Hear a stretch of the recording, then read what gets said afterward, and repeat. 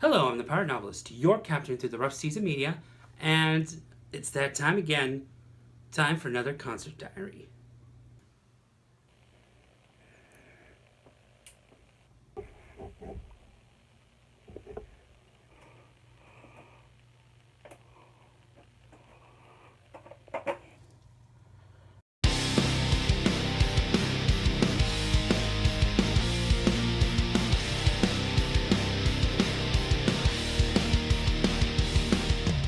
Hope you don't mind the glare on my glasses. These are brand new. They have this coating on them because I happen to be working in front of a computer all day, so it helps with the eye strain and stuff. So don't mind if you happen to see little specks of light on my glasses. Anyway, with that out of the way, let's actually talk about the show. The show I went to was FM 99's Lunatic Luau. This happened to be the 17th luau for 2017. There's a huge history of the luau. I'm going to actually leave the history in the description below, but basically they did it for a whole bunch of years, took a break, and then back in 2012 they actually brought it back, and I've actually been going every single year since 2012. So this is my sixth luau, I want to say. If I get the math wrong, I'll have to put just a little thing in the video here, but really good lineup this year. Solid lineup. You had guys like Alter Bridge and Pretty Reckless, 3 Days Grace, Chevelle, and the headliner was Avenged Sevenfold. That's who I saw. But there were other bands like Filter and Fozzy and Dinosaur Pile Up and quite a few more. I'll leave the whole lineup in the description, but it was a really good show.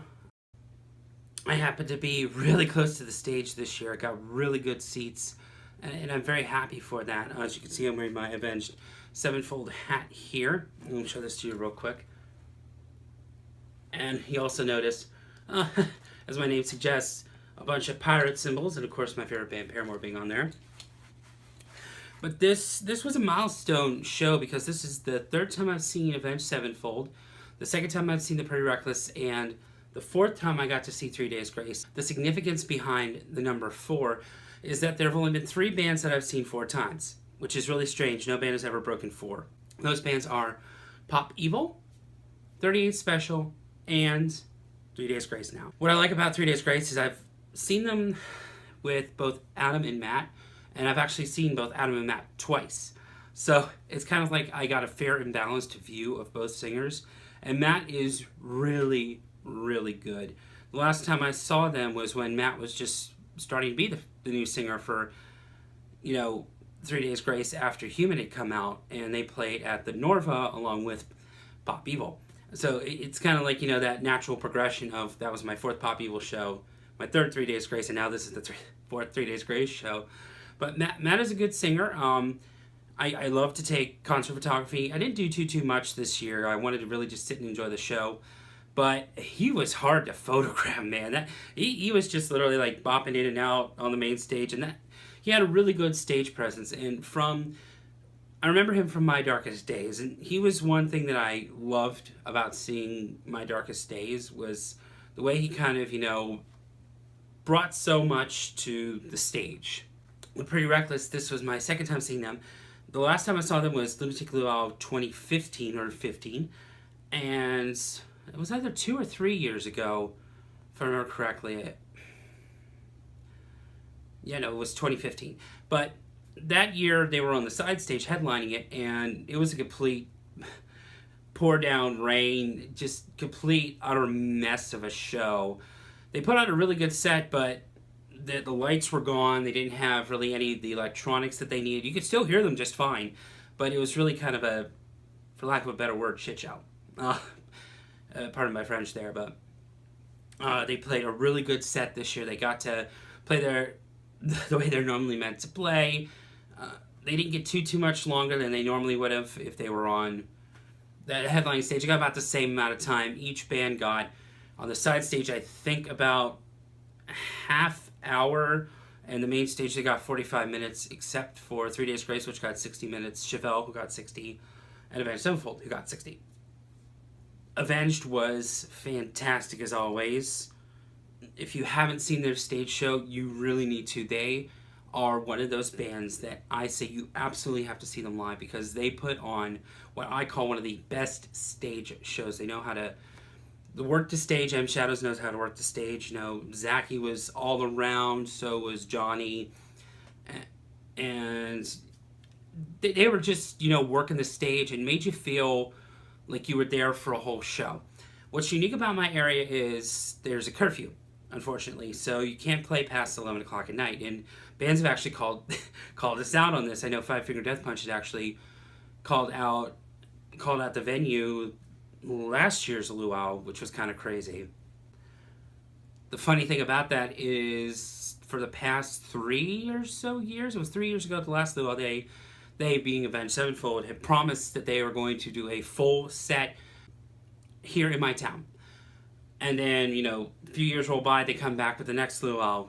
And then this time they said they're coming back next year. So I hope they hold their words on that. I absolutely love seeing them. They're one of my favorite bands. And if they come back here to just do a full set, I will be absolutely happy. I saw them at Uproar Festival when they played with Bullet for My Valentine, 3 Days Grace and Seether, which was my first 3 Days Grace and Seether show.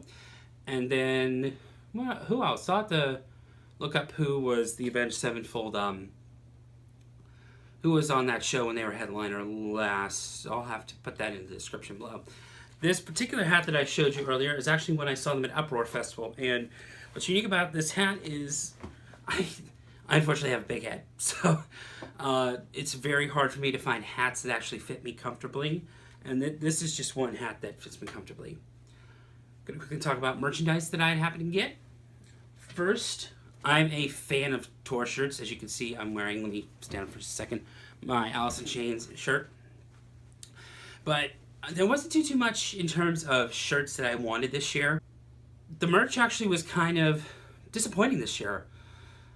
You know, I have to judge merchandise. I mean, that's kind of superfluous if you ask me, but still. And the signature line was complete and utter bullshit. It's always been bullshit. 2012 was absolutely fine. 13 was fine. 14 through 16 was where it started lacking. And I had wanted to meet Red Sun Rising last year. And I'd gotten, and I think I've shown this off before. If not, I'll make a little video here. But I'd gotten Polyester Zeal for Record Store Day, and I really wanted them to sign it. But I was hesitant at first to bring it to the show, which I ultimately didn't. But I got a program signed with them. And I had waited, oh boy, almost 2 hours in that signature line. And I was just up next. I was letting a couple people in front of me to go through Bush, and I was told to requeue. And that guy knew I had been standing in that line for so long, and I had to go all the way to the back of the end of the line, which is complete and utter bullshit. Now, I know, you know, not all bands, you know, it's silly. You know, meet and greets are kind of just supposed to be special, and this is just a silent line, get them through. I look to what festivals like Warped Tour do. I remember when I was at my first Warped Tour, oh my gosh, 6 or 7 years ago, it was like 10 or 11, I think it was 10. The 2010 Warped Tour. There were signatures, you know, of course, but they actually had a dedicated line. Like, okay, here, and someone held up a sign and said, this is the end, and then the next band would be after that. I thought maybe that's how 99 would manage it. No, it's just a free-for-all cluster, and I know I shouldn't be complaining because it's a concert, you know, you go in there to have fun and all that stuff, but man, that signature line is complete bullshit. And, you know, I want to pay for VIP eventually, but just to pay for VIP line just so I can do the skip the line, it's stupid to me. It's completely stupid. I hope they eventually listen to us through the comments. I know there were a whole bunch of comments on the Facebook page. I hope they actually listen to us this next year and fix the line. That's the only complaint I have, is fix that signature line, and it would still be a good show. Getting back to merchandise, here's the shirt that I got for Avenged Sevenfold. It actually reminds me, if you've ever seen Doctor Who, this looks a bit suspect. Silence in the Library, there's an episode, I'm not going to give too much away if you're not too big Whovian, but for those Whovian watchers, doesn't this remind you of, hey, who turned out the lights? I know, James, you're probably going to be thinking the exact same thing when you're watching this video. Hey, who turned out the lights? That's exactly the thing I thought when I saw this shirt. I'll show the back again here. And thank goodness they actually got Virginia Beach, Virginia correct here.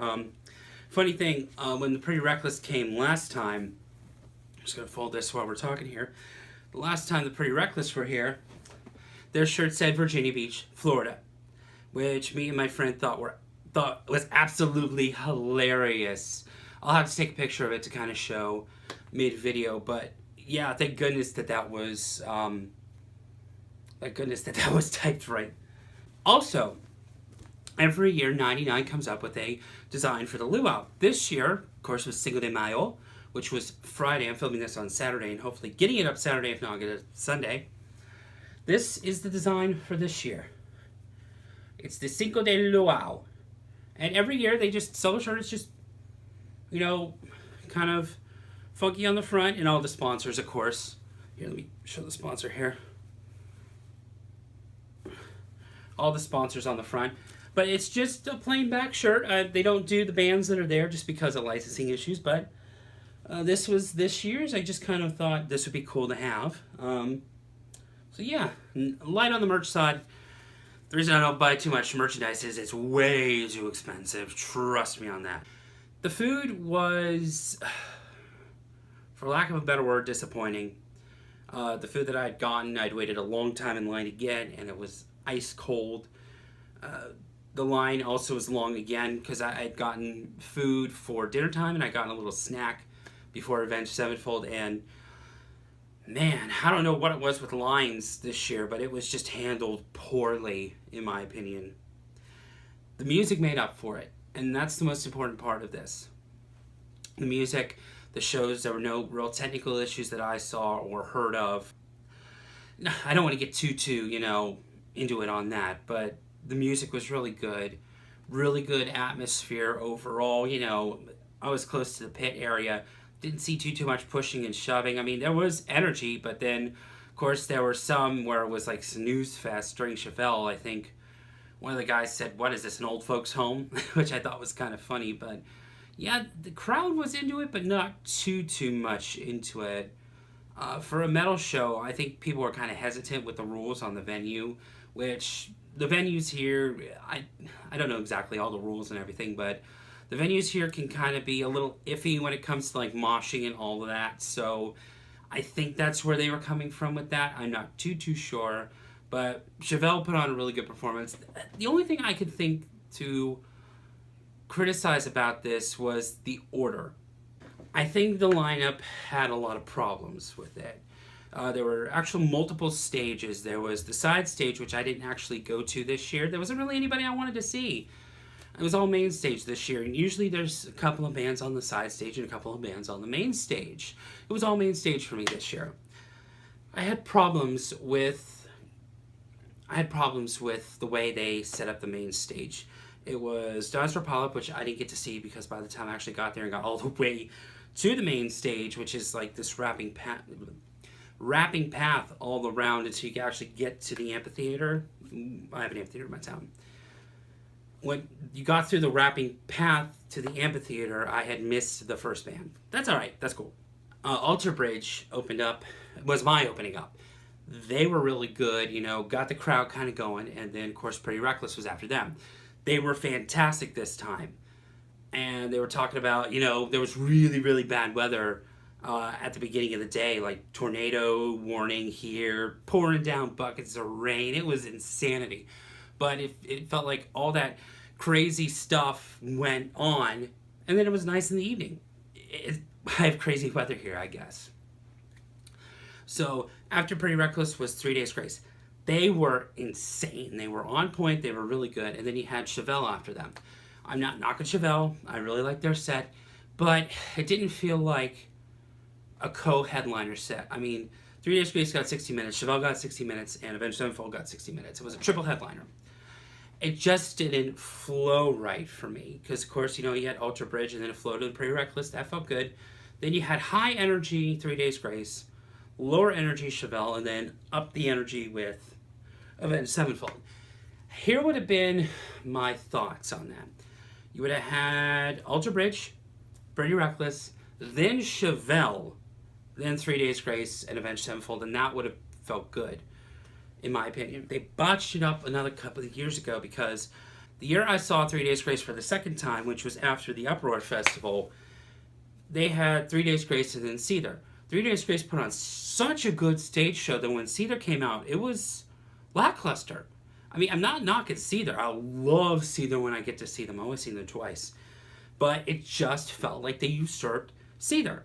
So 3 Days Grace really should have been the headliner, and it happened again. History seemed to repeat itself, that 3 Days Grace knocked off Chevelle. Now, some might have different opinions on that. That was just my opinion. Now, I'm not saying that either band was bad in any fashion. I loved absolutely every single set that I saw. I'm just saying from my observational standpoint and from the crowd standpoint, from what I saw, they could have did a little bit better. So that was my concert diary. Not too long. I didn't want to keep it that long. I've babbled long enough on some of my videos, but hope you liked it. If you did, give it a thumbs up.